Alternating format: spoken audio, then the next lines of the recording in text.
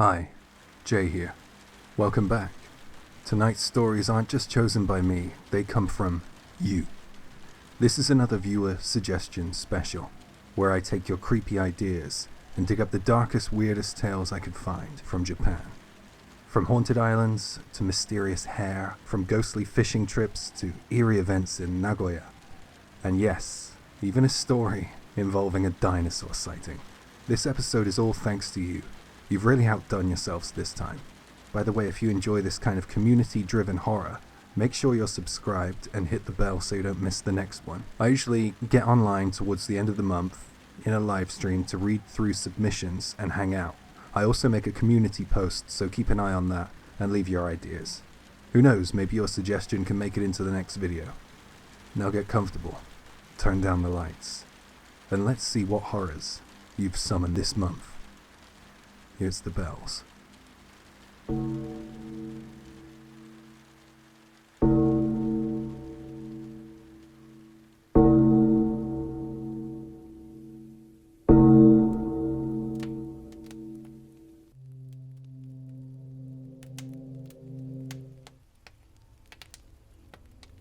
Some urban legends spread like whispers, shared between kids on the playground, or half remembered by adults with a shiver. This one, it stayed close. It lived in our house. If you're a parent, or if you live near the woods, or if your child talks to someone you can't see, listen closely. Watch for the signs, because once SaChan comes, it doesn't let go so easily. This happened about a year ago. My family and a couple of our friends went camping near a remote lake. We checked in around 1 p.m., set up our tents, and once everything was ready, the adults relaxed, while the kids ran off to play nearby. We told them not to wander far. It was a pretty open area, and not many other campers were around. Just us and 2 other groups. We figured it was safe enough. As evening approached, we started preparing dinner. Someone called out for the kids to come back, but when they did, our daughter, who was in 1st grade at the time, was missing. At first we assumed that she was just a few steps behind the others, but when we asked the kids, all they said was, "She was with us just a second ago." We searched everywhere, and I mean everywhere. It was unbelievably stressful. I was fearing the worst, thinking the worst thoughts possible. The campground wasn't that big. The view was open, and there weren't many places to hide. Still, we combed through every possible spot, over and over again, but she wasn't there. It was beyond terrifying. Even the campground manager looked shaken. "This has never happened before," he muttered, clearly disturbed. By now the sun had gone down. The darkness settled in, and a sick thought began to creep into all our minds. Oh God, what if she fell in the lake? We were about to contact the authorities when, out of nowhere, she came back. Just like that. She wandered out of the woods like nothing happened. We rushed to her, of course. We were crying, panicking, asking her where she'd been. She blinked and said matter-of-factly, "I was playing with SaChan." SaChan. That was the name of her imaginary friend. She'd been talking about SaChan for a while, actually. At first we assumed SaChan was just a made-up name she had given to one of her dolls, but no, it turned out she had named the doll after SaChan, not the other way around. She said she and SaChan played with dolls together. Sometimes the name would come up again out of nowhere. She'd mentioned SaChan in passing, as if it was totally normal. And well, kids her age have vivid imaginations. We didn't think much of it. As long as it wasn't hurting anyone, we figured it was harmless. So that night we apologized to everyone for all the trouble that she had created and carried on with the rest of our camping trip. Our daughter was back, and that was all that mattered to us. After we got home, she seemed fine. She was her usual self, and though she'd still bring up SaChan now and then, her real-life friends kept her busy. Gradually, she stopped talking about SaChan altogether. Well, I felt a bit of relief. Maybe this meant she was outgrowing that phase, learning to focus more on the real world. Everything seemed normal again, until one day my son came running up to me and said, Chan is playing with a man I don't know in her room." He was talking about his sister playing with a man? Instant panic. Was there someone in our house? I rushed upstairs. My heart was pounding, and I found my daughter alone in her room, sitting quietly, playing with her dolls.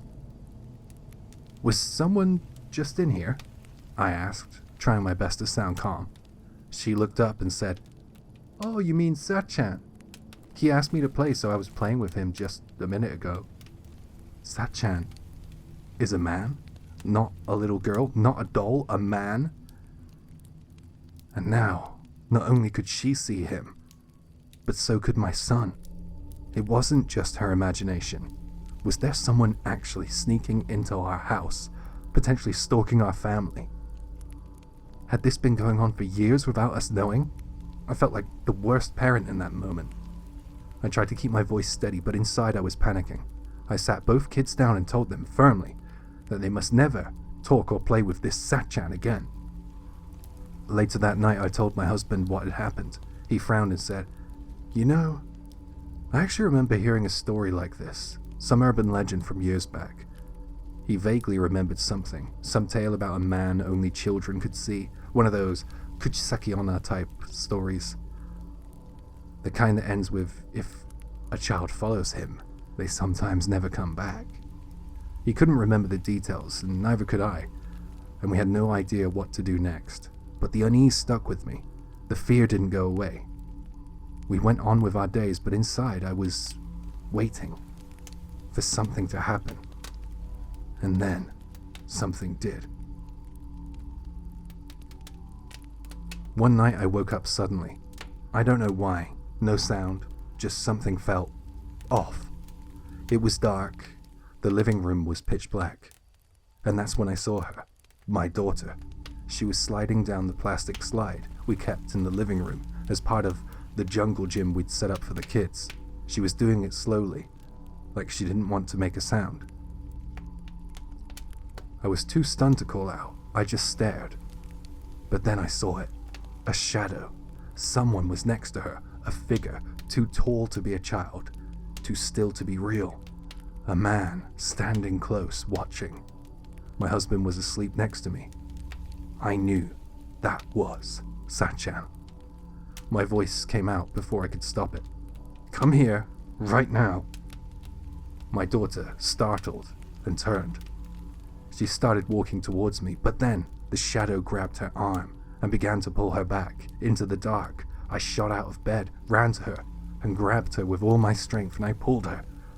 But the shadow wouldn't let go. It had more than one arm, maybe 5, 6. I couldn't scream. The terror was too deep. I just wrestled with it in silence, fighting back those cold, grasping limbs. Why didn't I scream for my husband? He was right there. But in that moment, he didn't exist. Nothing did, except that thing and my daughter. I couldn't look up. Something told me that if I saw SaChan's face, that would be the end of it. But somehow, I broke free. I pulled her back to the futon. We stayed there shaking. The shadow didn't follow, it just stood there, watching. It might have lasted an hour, or maybe it was only 10 minutes. But eventually the feeling vanished, and the shadow disappeared into the darkness. Only then did I remember my husband. I shook him awake. He still thinks it was a dream, that we were both sleepwalking. Sometimes I have to wonder if he's right. But how could we have both imagined the same thing? And I'll never forget the feel of those hands, those unnatural many hands pulling at my child. That wasn't a dream. Since that night, SaChan hasn't appeared to us again. Not to my daughter, not to any of us. And somehow, I know it won't come back. So if your child ever tells you about an imaginary friend named SaChan, be careful. Watch the shadows, check their room at night, and never, ever let them play alone in the dark with something only they can see.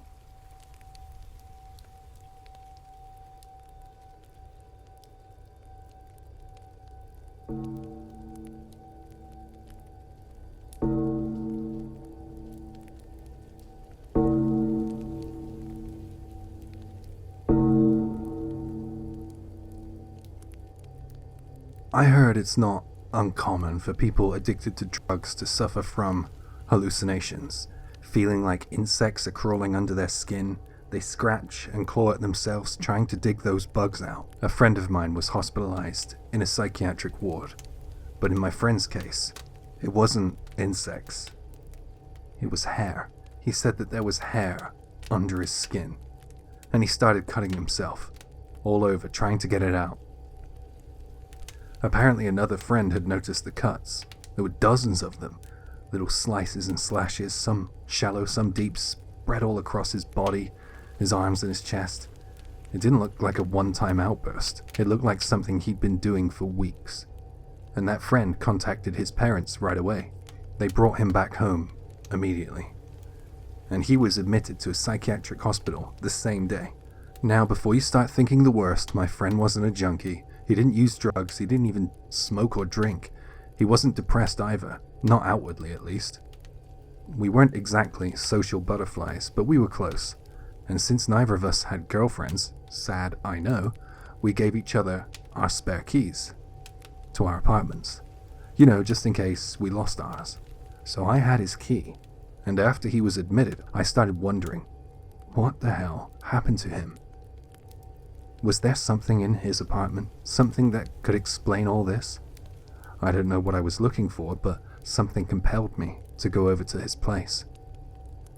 I didn't ask for permission. I knew it wasn't right, but I let myself in all the same. The place was quiet. Not messy, just still. When I stepped into the bathroom, I saw it immediately. A razor sitting on the edge of the tub, the kind you'd use for shaving. Its blade still glinted faintly under the ceiling light. It was dull, rusting at the edges. And then I saw it, a long strand of hair stuck to the porcelain rim of his tub. At first I didn't think much of it. Everybody sheds, right? But something about it didn't sit right. It was coiled, almost glued to the surface, like it had been there for days, but hadn't dried. I reached out and pinched it gently between my fingers and started to lift. Here's the thing though, it didn't stop. The hair just kept rising, longer and longer, until it hung in the air like a string of black thread, dipping slightly at the tip. It was longer than me, easily over 2 meters. I'm 5'10", by the way. At first I tried to convince myself that it wasn't hair, that it was synthetic, a black thread or fishing line or something. But it wasn't. It had this unmistakable coarseness to it, that oily sheen, and the weight of something organic. I let go, and I ran. Sorry, but that's it. That's my story. There's no twist, there's no payoff, just hair, a strand too long to make sense. Hi, Jay here. Hair in Japanese horror is more than just a symbol. It's sometimes thought to carry the spiritual residue of trauma. It shows up in countless ghost stories. Cursed wigs, haunted combs, endless black strands spilling out of walls, drains and mouths. I made a full-length video on hair a little while back, which I will link below. And if you're interested, I'll make another one. But let me know.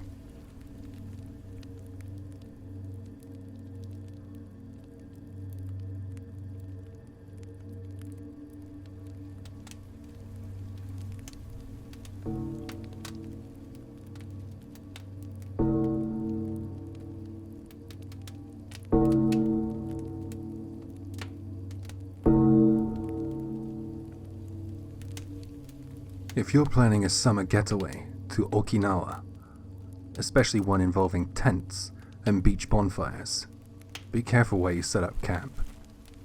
There are islands out there, not far from the mainland, where the trees still whisper in dialects older than memory, and if you're not paying attention, you might pitch your tent somewhere you were never meant to go. This happened one summer during college. A few friends from the same seminar group, mostly students from outside the prefecture, decided to go camping together. We wanted something special, something that felt more remote, more untouched than the usual tourist spot. We picked a small island off the coast of Okinawa's main island. It wasn't far, just a short ferry ride away. When we arrived at the dock, a small beat-up microbus was waiting for us. No driver in sight, but the door was wide open. We climbed in. The ride from the port to the campground took us down a winding mountain road surrounded by nothing but dense forest. No towns, no other cars, just green on green and silence. At the campsite, we unloaded our bags, and we went to a small wooden shack that looked like a reception area. A middle-aged Okinawan man was waiting for us inside, smiling warmly. "We got your reservation," he said in a thick local accent, still smiling as he handed out gear, tents, barbecue sets, firewood, stuff like that. "The toilets and showers are behind the shack," he added, motioning with a nod. "There's a tap back there too, you can fill water from there. Yeah?" Then he pointed up a dirt path. "If you follow this road, straight ahead, there's a big open clearing. You can set up camp wherever you like." The path he showed us was narrow, just wide enough for one person. The trees loomed on both sides, packed so thick they formed a tunnel of green.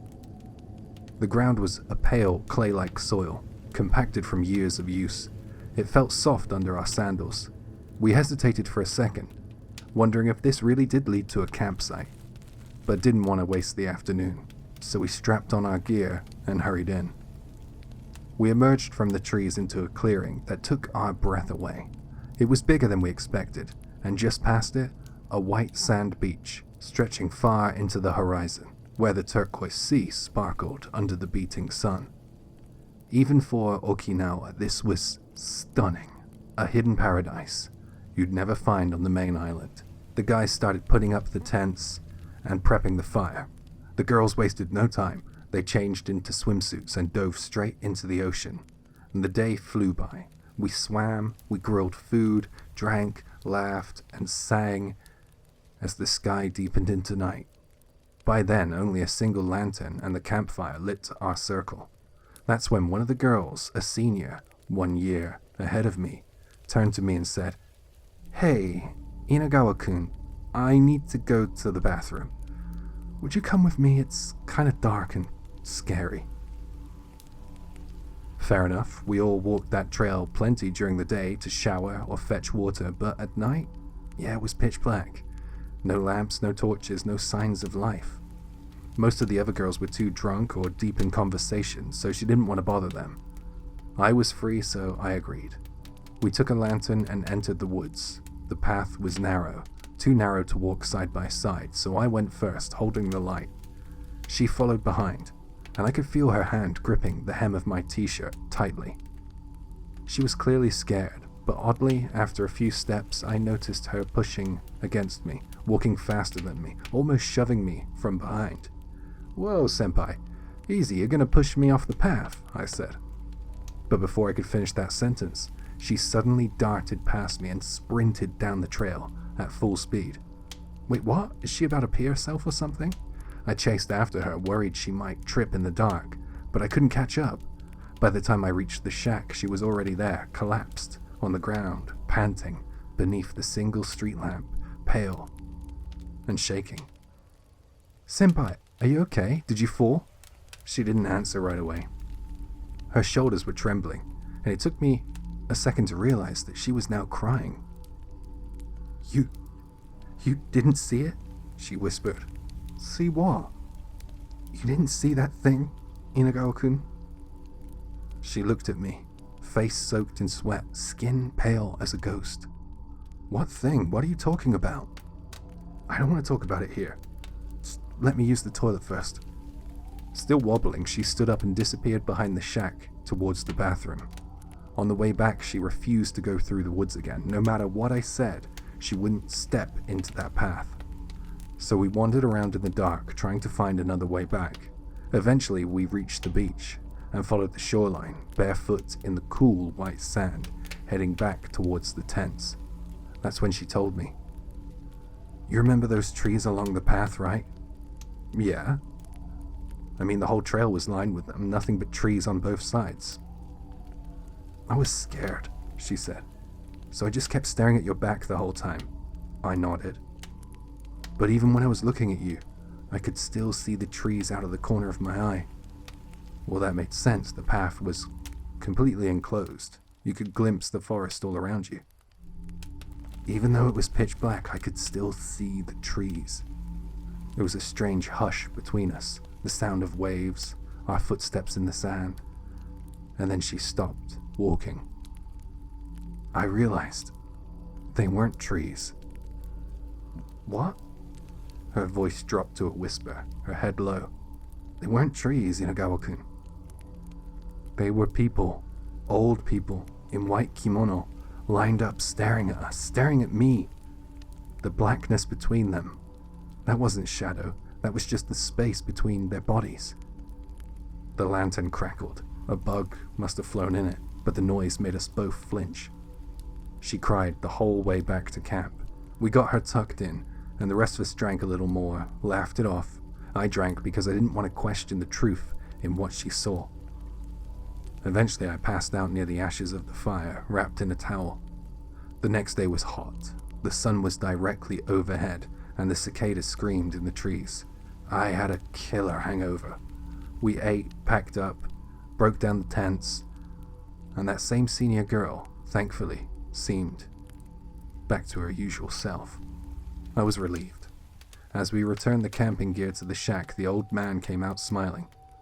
"Did you all enjoy the camp?" he asked, just as cheerfully as the day we arrived. "Yeah, it was amazing, though..." I hesitated. "Though what?" he asked. "Well, that forest path, past the clearing." "Oh, sorry about that," he said quickly. "If I told you beforehand, you wouldn't have come."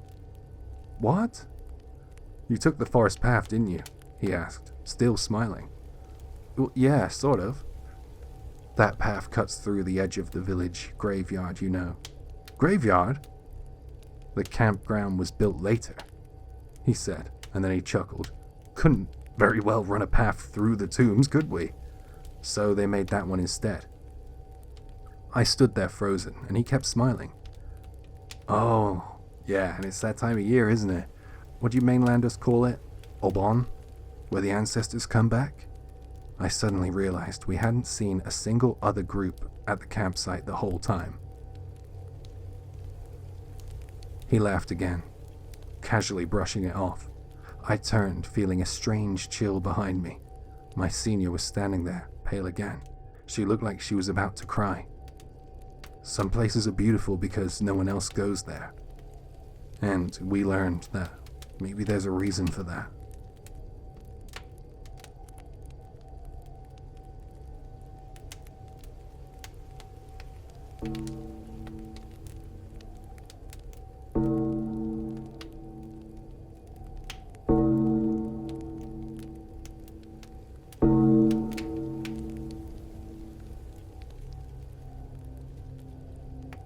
Hi, Jay here.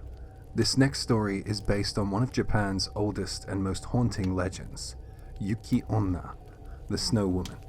She's beautiful, unnaturally beautiful, but you don't want to meet her on a snowy night. Yuki Onna is a ghost, or rather, a yokai, that appears during heavy snowfall. Her name changes depending on the region. Some call her Yuki Musume, Snow Daughter, Yuki Onago, Snow Maiden, or Yuki Joro, Snow Courtesan. In places like Ehime, she's known as Yuki Onba or Yukimba, and sometimes even Yuki Furibaba, the Snow Falling Hag. She's also tied to icicles and frost, going by names like Tsurara Onna, Kanekori Musume, or Shigama Nyobo. Whatever name you use, the feeling she leaves behind is always the same: cold, eerie, and unforgettable. The origins of the Snow Woman. The legend of Yuki Onna is old, very old. She appears as far back as the late Muromachi period. In a work titled Sogi Shokoku Monogatari by Renkyu poet Sogi Hoshi, though the name may differ, the figure described was already unmistakable. A pale woman dressed in white, the color of death in Japanese funeral tradition, who breathes an icy fog, freezing her victims on the spot. Sometimes she seduces men, drawing them in with her ghostly beauty. only to drain them of life and warmth. Her story is one of contradictions, feared as a deathbringer, yet remembered as a tragic beauty. It's worth noting, Yuki Onna is always female. Her male counterpart, if you can call him that, is usually depicted more like a yeti or Bigfoot, hulking, hairy, and primal. But Yuki Onna is elegant, silent, and deadly. Tales from the Snow. Number 1. The Woman Who Melted. In the snowy countryside of Ojiya, Niigata Prefecture, there's an old story. A man encountered a breathtakingly beautiful woman. She came to his door during a blizzard and asked to stay. Eventually, she asked to become his wife. They lived quietly together, but one day the man insisted she take a bath. She resisted, strangely fearful of it.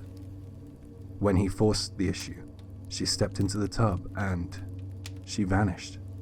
And all that remained were a few shards of ice floating on the surface of the water. This same tale, or something very much like it, appears in Aomori and Yamagata too, where she's known as Shigama Nyobo. It's as if she appears all over North Japan, where the snow falls heaviest. 2. The Snow Woman of Kaminoyama. In Kaminoyama, Yamagata, an elderly couple once heard a knock at the door during a snowstorm. A young woman stood outside shivering, and they welcomed her in to warm herself by the irori, the sunken hearth. She stayed the night without saying much, but as the sky brightened with morning, she quietly rose to take her leave. The old man, perhaps worried for her safety, reached out to stop her and grasped her hand. It was cold, deathly cold, like touching ice itself. In that moment, the girl turned back, and in a swirl of snow and frost, she vanished into the morning mist. 3. The Woman Carrying a Snow Child. On stormy winter nights, travelers sometimes see a woman cradling a baby, what locals call a yukinko. She pleads with them, "Please hold my child for a moment." Those who often do regret it, because the child grows heavier and heavier until their knees buckle under the weight. Unable to move, they collapse into the snow, slowly freezing to death. But ignoring her can be just as deadly. There are tales of those who refused, only to be shoved off snowy cliffs into ravines by invisible hands. In Hirosaki, one samurai had the misfortune of encountering her, but he was clever, or lucky. Sensing danger, he held a dagger in his teeth while taking the child. For reasons unknown, this protected him. The curse passed over him, and he survived. Grateful, the Snow Woman returned and gave him priceless treasures in return for holding her child. In some regions, it's said if you manage to carry the yukinko without succumbing to its weight, you'll be granted supernatural strength, but very few ever succeed. This connection between Yuki Onna and children is widespread. It mirrors the legend of Ubume, a ghostly woman who dies at childbirth and wanders the world with a baby in her arms. In the Mogami district of Yamagata, people even say that Yuki Onna and Ubume are one and the same. What makes the Yuki Onna story so chilling isn't just her power, it's the loneliness. These tales often begin with someone living in isolation, an old couple, a man in a remote mountain village, someone who has grown used to silence and solitude. Then one stormy night, they hear a soft knock at the door. Their hearts leap. Maybe it's someone they've been waiting for, a loved one, a traveler, anyone. But when they open the door, it's her. Pale skin, dark hair, her eyes frozen like water, and she asks to come in. So, what is she, really? Some say Yuki Onna is the spirit of a woman who died in the snow, lost, alone, her soul frozen in the white silence of the mountains. Others believe she's a snow spirit, a seirei, born from the cold itself. The Edo period scholar Yamaoka Genrin once proposed that if the snow piles high enough, some life will inevitably form inside it. Just like fish arise in deep water and birds in dense forests, so too could a woman be born from snow. And then there's the strangest theory of all. In Oguni, Yamagata, people say that she was once a princess from the moon. Bored of her perfect, lifeless world, she descended to Earth, only to become trapped here. Now on snowy nights, she walks the land she can never leave, still longing for a way back to the sky. So the next time a snowstorm hits, if you hear a knock at your door or see a woman in white standing just beyond the tree line, don't answer, don't speak, don't even look her in the eye. Because once she chooses you, there's no warmth that can save you. Do you think you would survive meeting Yuki Onna? Let me know in the comments, and stay warm.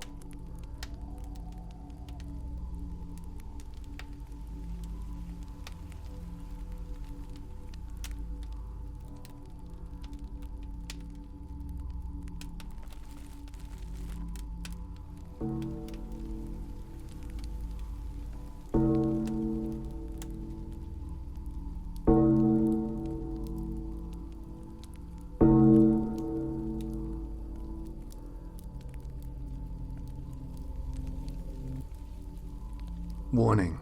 This story includes themes of harassment, coercion, stalking. Listener discretion is advised. Some horror stories don't involve ghosts, monsters, or curses. Sometimes the scariest thing is someone with a smile. This story takes place in Nagoya, a city in central Japan, known for its castles, industry, and vast suburban sprawl.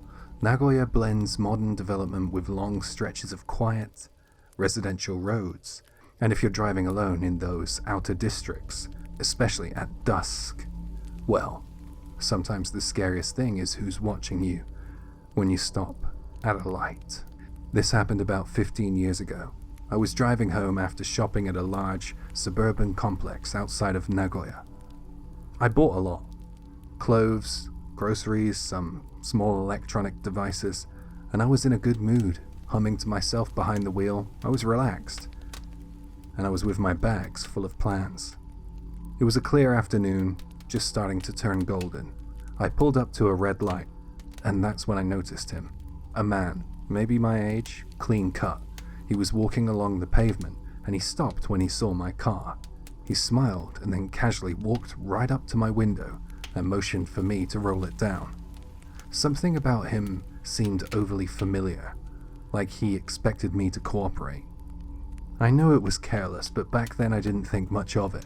I cracked the window about 10 centimeters and asked, "Yes?" Then his long arm lunged through the gap. He reached inside and started grabbing for the door lock. I screamed, loud. He froze, and then he laughed like nothing had happened. "Sorry, I just saw your plate on the car and it said, Owari Komaki. I thought you might be heading past Komaki Station. So I figured I'd just hitch a ride, you know?" Then the light turned green. I snapped the window shut and said, "Sorry, I'm in a hurry." And then I drove off. In the mirror, I saw him yelling. He picked something off the ground and threw it at the road. His smile had twisted into an open rage. About 10 minutes go by, and I hit another red light, this time much closer to my home. And there he was again, and he knocked my window hard. Somehow he'd followed me. Back then, Nagoya still had plenty of roaming taxis. He must have gotten one and told the driver to tail my car. And this time he was shouting, slamming his hand against the glass. "Get out of the car!" he yelled. I should have driven away, but instead, I pulled over. And I got out.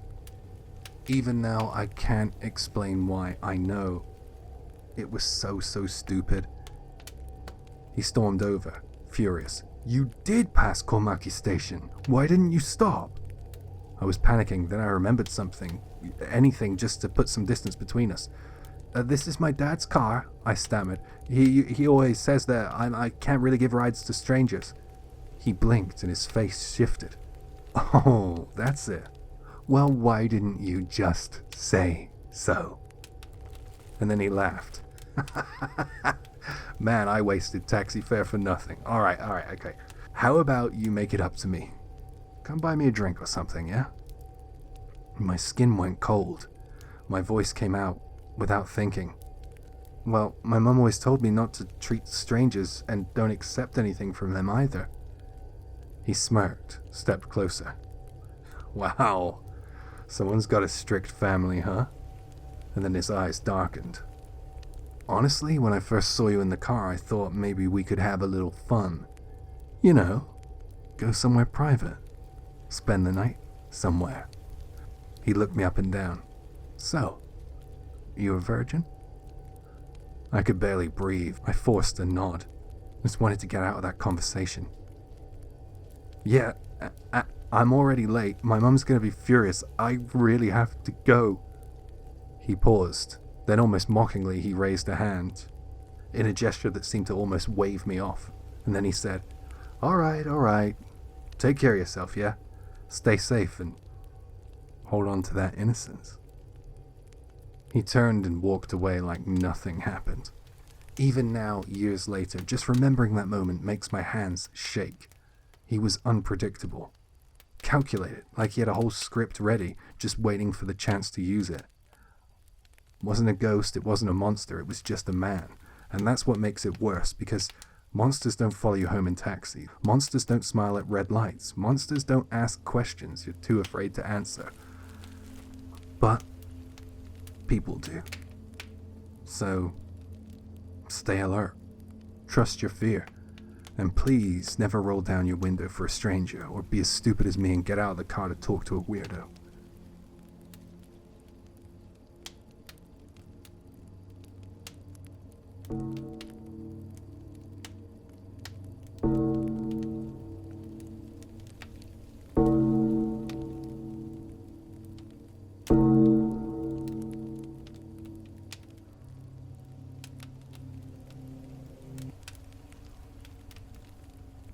When I was in kindergarten, my family took me to Sunshine City in Ikebukuro.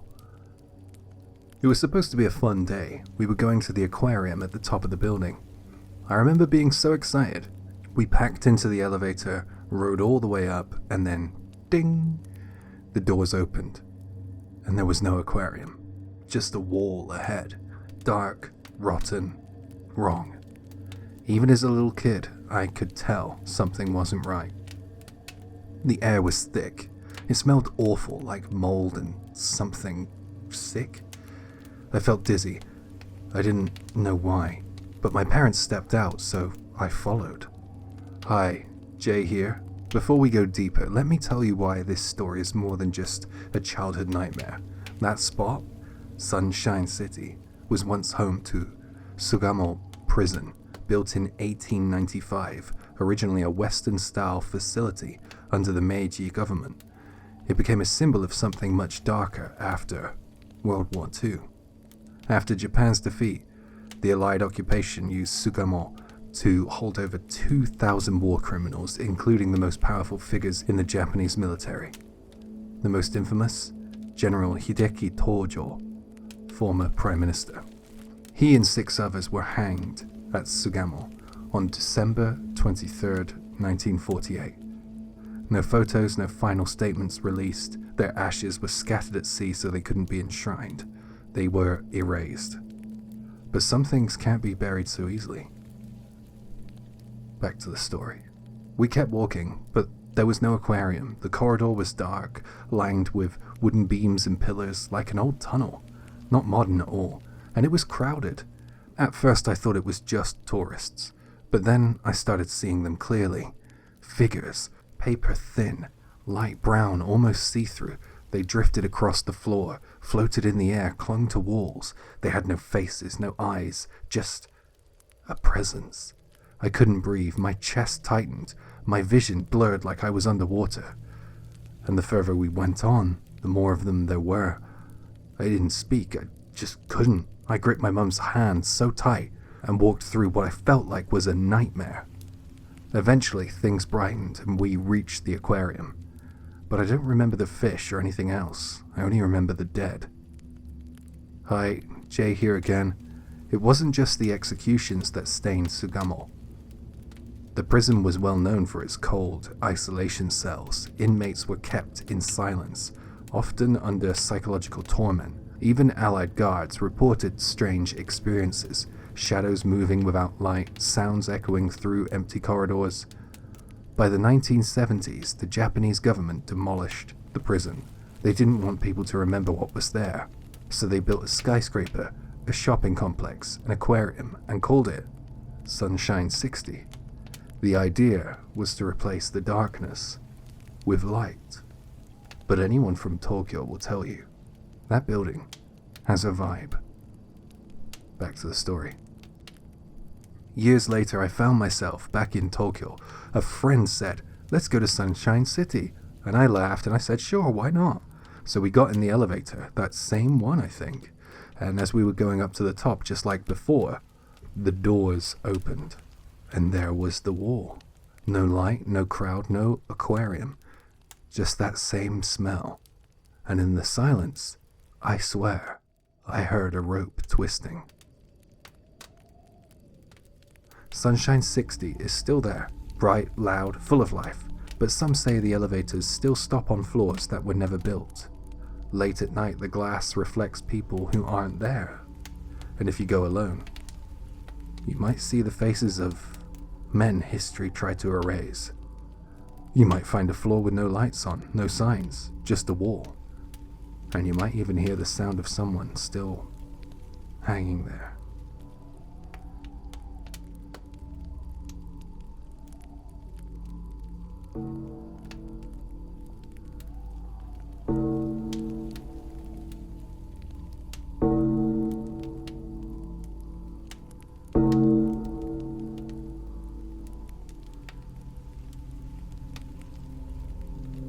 This happened about 3 years after I started living alone.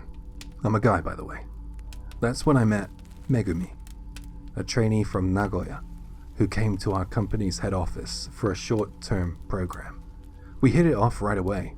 We both liked computers, and even though we didn't talk much at first, we found ourselves bonding over shared interests. After training ended, she went back to Nagoya. We kept in touch, calls, letters. Over time our connection deepened, and before I realized it, we were dating, long distance, but it felt real. That summer, Megumi invited me to visit her. There was a small event happening in the Nagoya gymnasium, Pasoketo, a kind of doujin software gathering. She said that we could go together. Well, I was thrilled. I stayed at her house. That night the two of us stayed up chatting in her room. Then later our older sister joined in. The three of us laughed and we talked for hours about everything. Work, hobbies, relationships, and eventually, ghost stories. It always happens, doesn't it? Once the room gets dim and quiet, somebody always brings up something a little creepy. We started wondering aloud, do people realize when they're about to die? Is that what ghosts are? People who just don't realize that they're gone? Then Megumi said, almost teasingly, "If one of us dies first, let's find a way to prove it to the others, right?"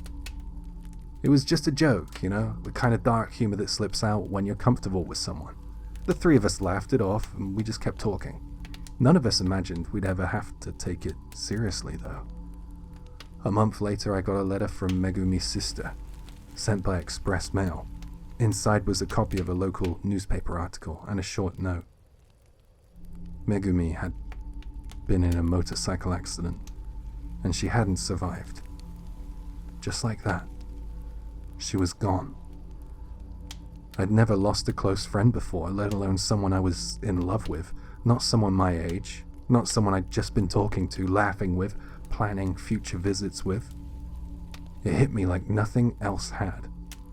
With permission from my company, I went to her funeral in Nagoya, and I stayed the night, then returned home the following day. It felt heavy, like I was moving underwater.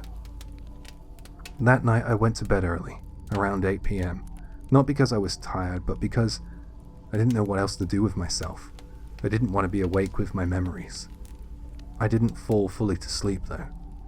I was lying there, drifting in that half-dreamed space when a memory floated back to me, something I'd completely forgotten about until that moment.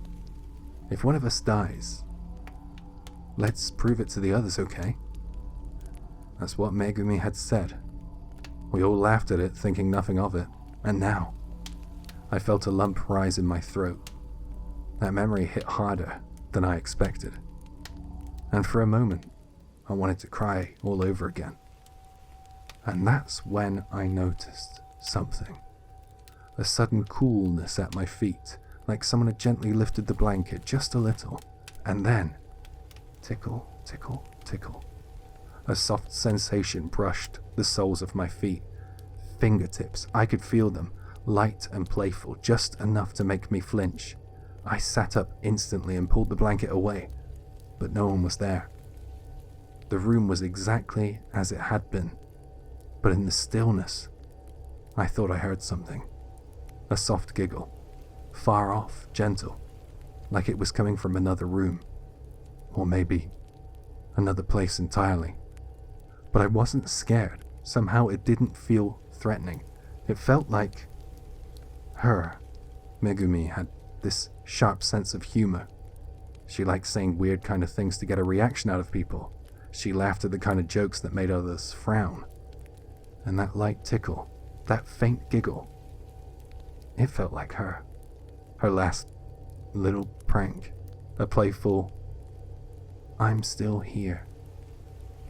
I don't know if that was really her, but I want to believe it was. Because I think she kept her promise.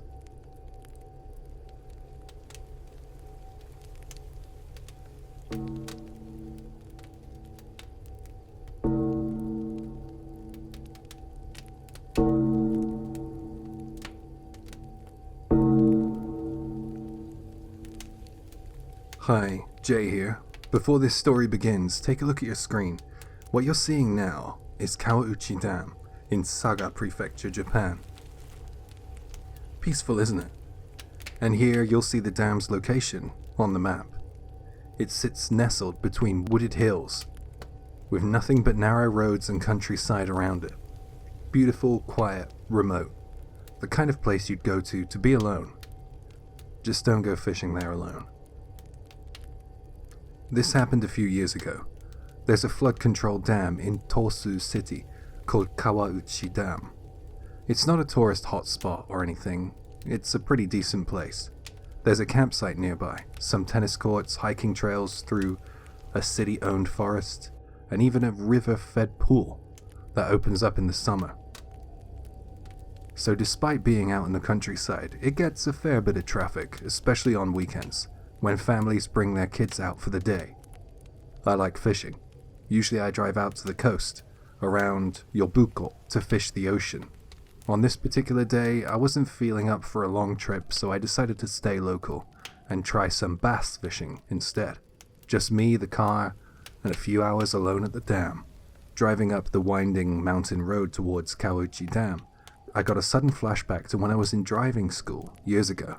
It was one of those uphill lessons, and I completely panicked. My car stalled, rolled backwards down the slope, and I could still hear my instructor yelling, What? What are you even pulling? Brake? Brake! It was an awful memory for me, but that was 10 years ago.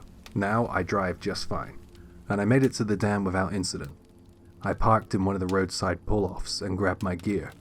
I didn't really know where the best fishing spots were, so I went to the nearest bank and set up there. It was quiet. No other anglers in sight. Probably because it was a weekday afternoon. Sorry, I'm unemployed. The only sounds were birdsong and the occasional breeze across the water. It was peaceful, but I couldn't get the hang of my bass rig. I wasn't very experienced with it, and whether it was my setup or the spot, 2 full hours passed without a single bite.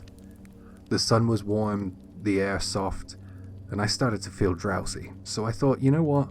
Maybe I'll just take a nap. And that's when I heard someone. What kind of fish are you catching?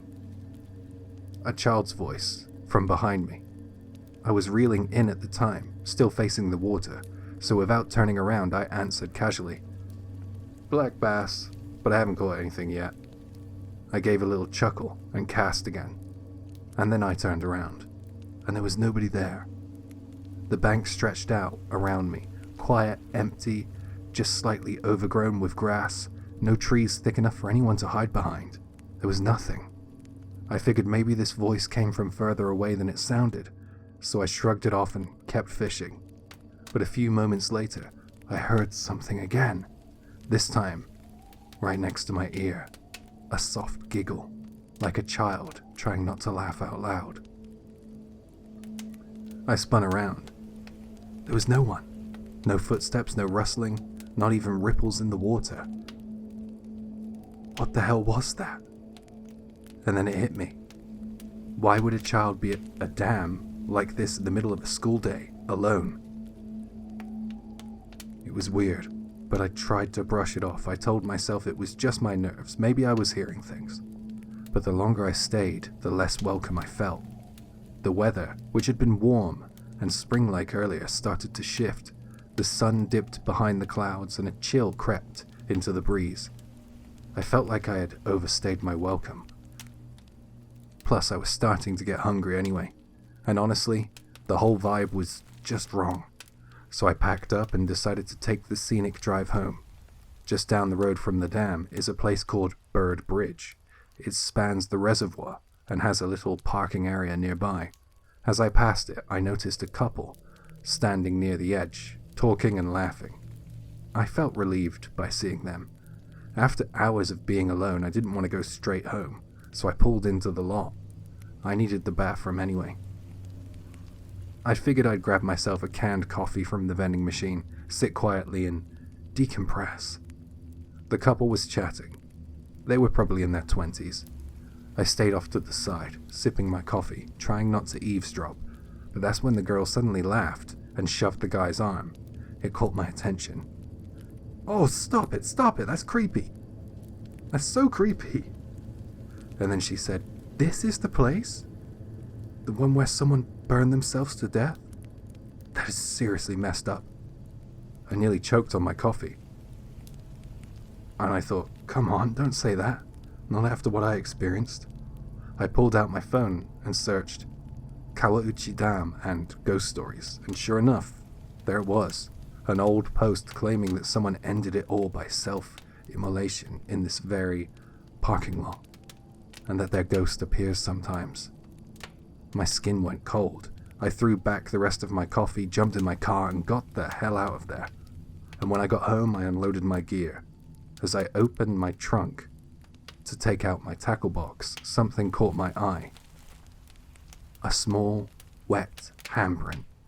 It was on the rear left corner of the glass of my rear window. Smudged, slightly, like it had been pressed there not too long ago. Too small to be mine, not even close. So yeah, my first solo bass fishing trip, it was absolutely horrible, and I don't think I'll ever go back to that dam again. This is Kawauchi Dam, and here is the exact spot where it is, in Tosu, Saga Prefecture. I'll leave links in the description if you want to take a look for yourself.